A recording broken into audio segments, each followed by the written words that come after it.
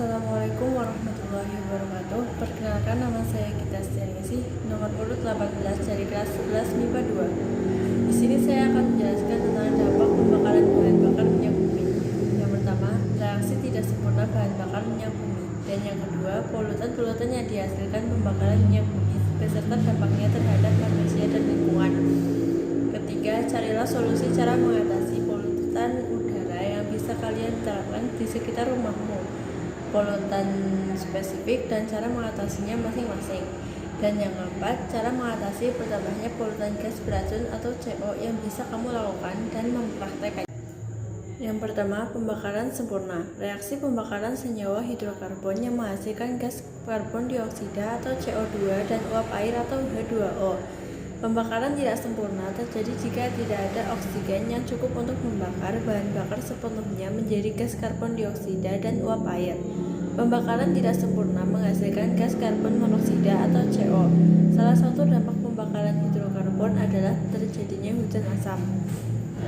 Jika kita perhatikan reaksi pembakaran sempurna atau reaksi 1 dan reaksi pembakaran tidak sempurna atau reaksi 2 dan 3, dapat disimpulkan bahwa pembakaran dapat berlangsung sempurna atau tidaknya ditentukan oleh perbandingan jumlah atau volume bensin C8H18 dengan volume gas oksigen atau CO2.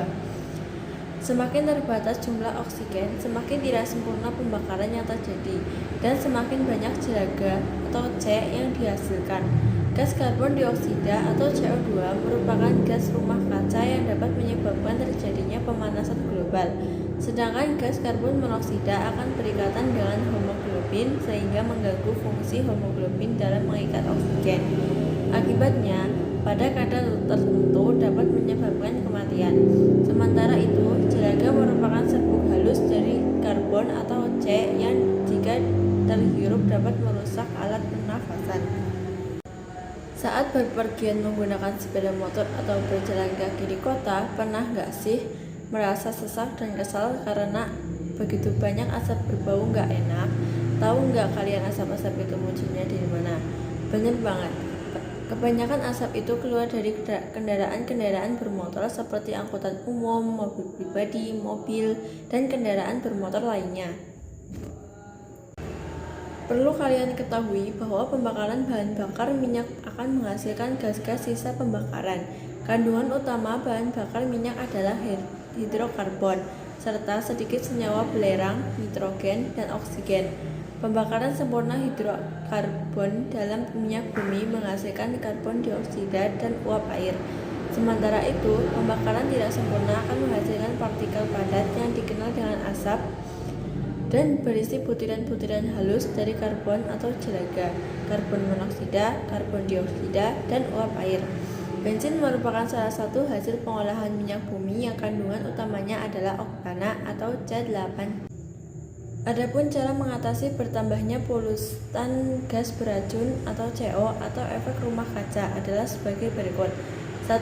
Hemat energi listrik, gunakan pemakaian listrik seperlunya saja. 2. Beralih dari pupuk non-organik ke pupuk organik. 3. Menggunakan bahan bakar ramah lingkungan. 4. Mengolah limbah peternakan. 5. Menggalakkan reboisasi. 6. Batasi penggunaan listrik.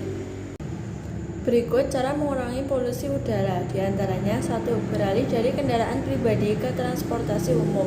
2. Bersepeda dan berjalan kaki. Cara ini juga dapat menjadikan tubuh kita menjadi lebih sehat. 3. Tidak membakar sampah. Cara ini dapat kita lakukan dengan cara menimbun sampah organik menjadikan pupuk dan mendaur ulang sampah anorganik menjadikan barang yang lebih bermanfaat. 4. Menghentikan kebiasaan merokok. Asap rokok mengandung sekitar 7.000 bahan kimia berbahaya seperti karbon monoksida, hidrogen sianida, dan benzena. Jika terpapar secara terus-menerus, asap rokok dapat menyebabkan kerusakan sel dan jaringan tubuh serta menimbulkan masalah kesehatan bagi siapapun yang menghirupnya. 5. Membatasi pemakaian listrik. Matikan lampu jika tidak digunakan. 6. Memelihara lebih banyak tanaman.